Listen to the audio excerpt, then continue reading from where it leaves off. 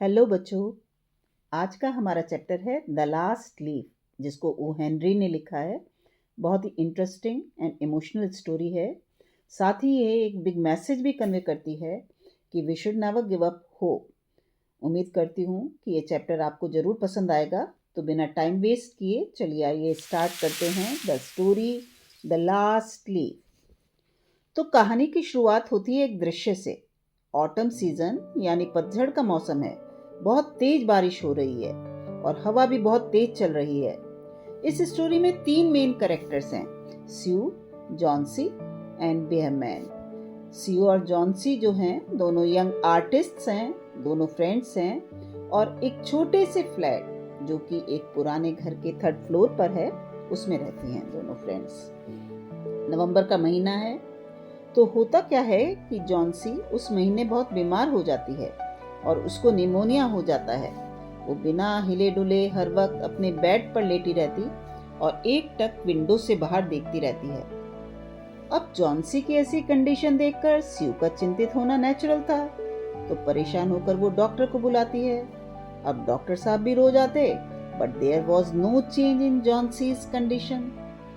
एक दिन डॉक्टर ने स्यू को एक तरफ बुलाया और पूछा कि क्या कोई बात है जो जॉन्सी को परेशान कर रही है। स्यू ने जवाब दिया कि नहीं, लेकिन आप क्यों पूछ रहे हैं। डॉक्टर बोले, ऐसा लगता है कि जॉन्सी ने अपना माइंड मेकअप कर लिया है कि वह ठीक नहीं होगी। She is not going to get well, और यदि वह जीना ही नहीं चाहती तो मेडिसिन भी उसकी कोई हेल्प नहीं कर सकेंगी। अब स्यू अपनी पूरी कोशिश करती है कि जॉन्सी अपने आसपास की चीज़ों में इंटरेस्ट लेने लगे।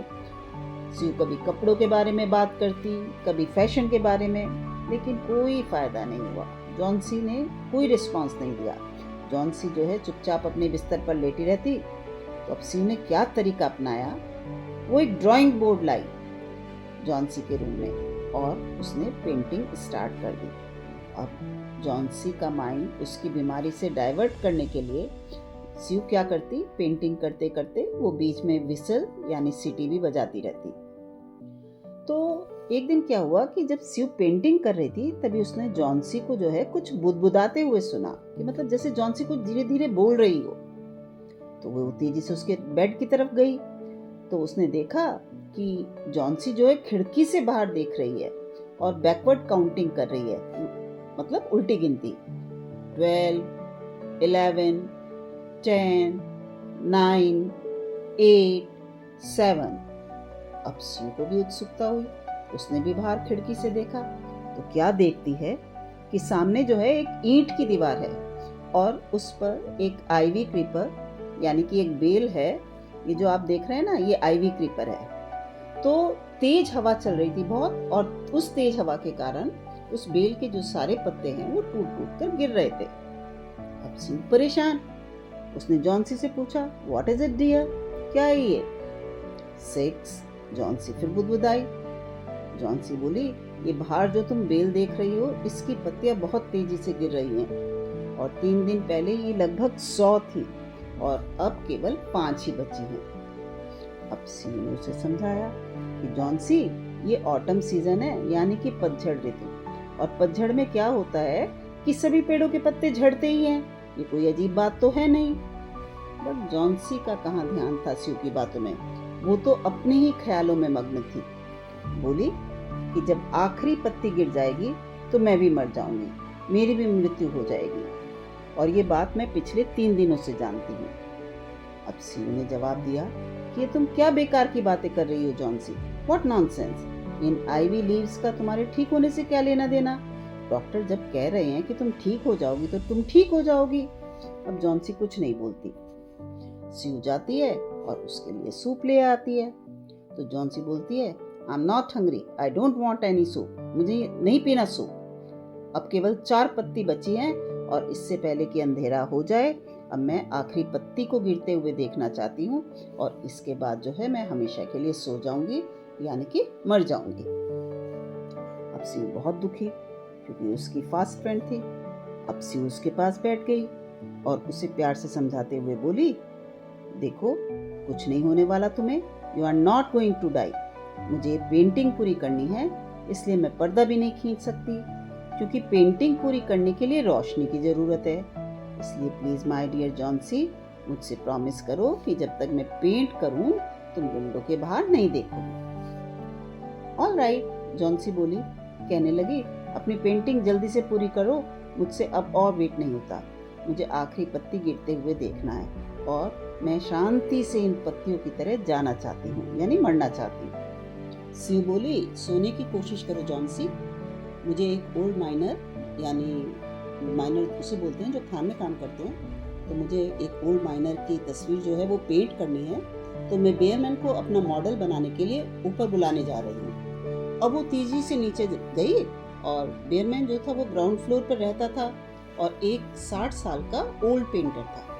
उसका एक ही सपना था कि वो एक ऐसा मास्टरपीस बनाए, मतलब एक ऐसी पेंटिंग कि उसमें असली और नकली का जो फर्क है वो ही पता ना चले। पर उसका वो ड्रीम जो था वो ड्रीम ही था। अब शिव ने जो है बेयरमैन को जॉन्सी के बारे में एक एक बात बताई कि कैसे वो जीने की आशा बिल्कुल त्याग चुकी है। बेयरमैन जो था एक बहुत ही समझदार व्यक्ति था, तो वो कहने लगा कि इज शी स्टूपिड, कैसे वो ऐसी मूर्खता की बातें कर सकती है। बोला, मैं चलूंगा तुम्हारे साथ और जॉन्सी को देखूंगा। अब वो धीरे से कमरे में घुसे। जॉन्सी सो रही थी। शिव ने खिड़की के पर्दे बंद किए और फिर दोनों नेक्स्ट रूम में गए। वहां से उसने खिड़की से बाहर झांका तो देखा कि उस आइवी क्रीपर पर अब केवल एक ही लीफ बची थी, द लास्ट लीफ। बारिश बहुत तेज हो रही थी, हवा भी तेज थी और ऐसा लग रहा था कि किसी भी पल जो ये आखिरी पत्ती है वो भी गिर जाएगी। बेयरमैन ने एक शब्द नहीं कहा और वापस अपने रूम में आ गया। अब जॉन्सी उठी नेक्स्ट मॉर्निंग और स्यू से कर्टेन यानी पर्दा खींचने को बोली। अब स्यू तो बहुत नर्वस थी, बड़ी अनिच्छा से उसने वो कर्टेन्स जो थे वो खींच दिए। ओह, जैसे उसने विंडो से बाहर उस क्रीपर को देखा तो क्या देखती है, अभी भी एक पत्ती उस बेल पर थी और पूरी ग्रीन नजर आ रही थी। तो स्यू बोलती है जॉन्सी से कि देखो जॉन्सी देखो, आखिरी पत्ती कितनी ग्रीन और हेल्दी है, तूफान और तेज हवा के बावजूद भी ये नहीं गिरी। लेकिन जॉन्सी में तो अब निराशा की भावना पूरी तरह घर कर चुकी थी। बोली, मैंने सोचा था कि तेज हवा में ये गिर गई होगी, कोई बात नहीं, कल नहीं गिरी तो आज जरूर गिर जाएगी और फिर मैं मर जाऊंगी। स्यू ने उसकी बात सुनकर कहा, कुछ नहीं होगा तुम्हें, नहीं मरोगी तुम्हें जीना है अपने दोस्तों के लिए। जॉन्सी मुस्कुराई और उसने अपनी आंखें बंद कर ली। थोड़ी थोड़ी देर बाद आंखें खोलकर वो उस पत्ती को भी देख लेती थी कि गिरी नहीं गिरी, लेकिन उस पत्ती ने तो जैसे कसम खा रखी थी कि चाहे कितना ही आंधी तूफान आ जाए वो डाली से चिपकी ही रहेगी। तो इवनिंग में जब तूफान आने के बावजूद भी वो पत्ती नहीं गिरी तो जॉन्सी को अपनी गलती का एहसास हुआ। अब उसके अंदर थोड़ी सी उम्मीद जगी। उसने स्यू को बुलाया और बोली कि मैं बहुत खराब लड़की हूँ कि तुमने मेरी इतनी देखभाल की, लेकिन मैंने तुम्हें जरा भी कोऑपरेट नहीं किया और निराशा में ही डूबी रही। इस आखिरी पत्ती ने मुझे सिखा दिया कि जो मरने की इच्छा करना है वो पाप है। जिंदगी यदि हमें मिली है तो इसे खुशी से जीना चाहिए। अब शिव जो है बहुत खुश हुई, उसने उसे गले लगा लिया, उसके लिए गर्म सूप लेकर आई, उसे कॉम्ब ला कर दिया। जॉन्सी ने अपने बाल कॉम्ब किए, मुस्कुराई। अब दोपहर को जब डॉक्टर आया तो उसने जॉन्सी का चेकअप किया। कहने लगा कि अब ठीक हो जाएगी ये, क्योंकि अब इसके अंदर जीने की उम्मीद जाग चुकी है। साथ ही ये भी बोला कि मुझको अब नीचे जाके जो है जरा बेयरमैन को भी देखना है, उसको भी निमोनिया हो गया है, हालांकि उम्मीद कम ही है, वो शायद ही बचे क्योंकि वो ओल्ड एज का था। नेक्स्ट मॉर्निंग जो स्यू जॉन्सी के पास आई और उसका हाथ अपने हाथ में लेकर बोली कि मुझे जॉन्सी मुझे तुमको कुछ बताना है।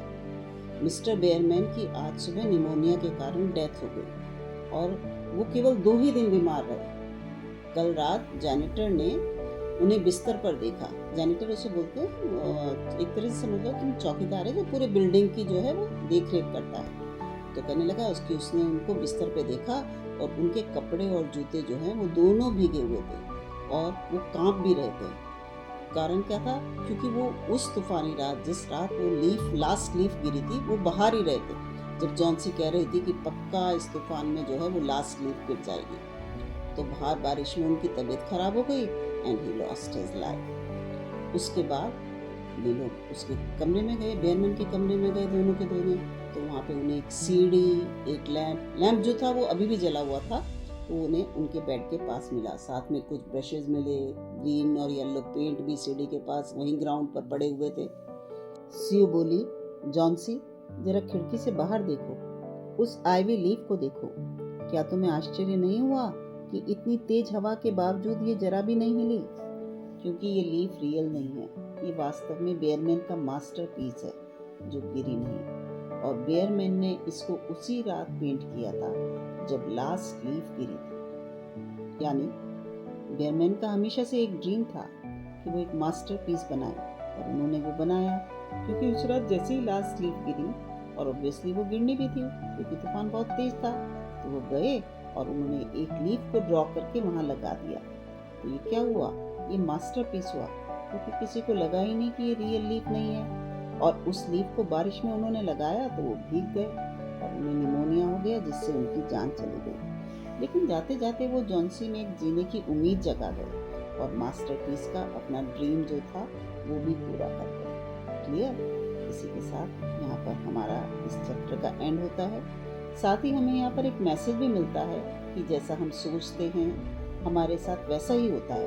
इसलिए हमें कभी भी हिम्मत नहीं हारना चाहिए, उम्मीद नहीं छोड़नी चाहिए, कभी भी गिव अप नहीं करना चाहिए। हमेशा पॉजिटिव थॉट्स के साथ रहना चाहिए, पॉजिटिव एटीट्यूड रखना चाहिए, तभी हम अपनी लाइफ में आगे बढ़ पाएंगे। सो इसी के साथ हम इस चैप्टर को यहीं पर समाप्त करते हैं।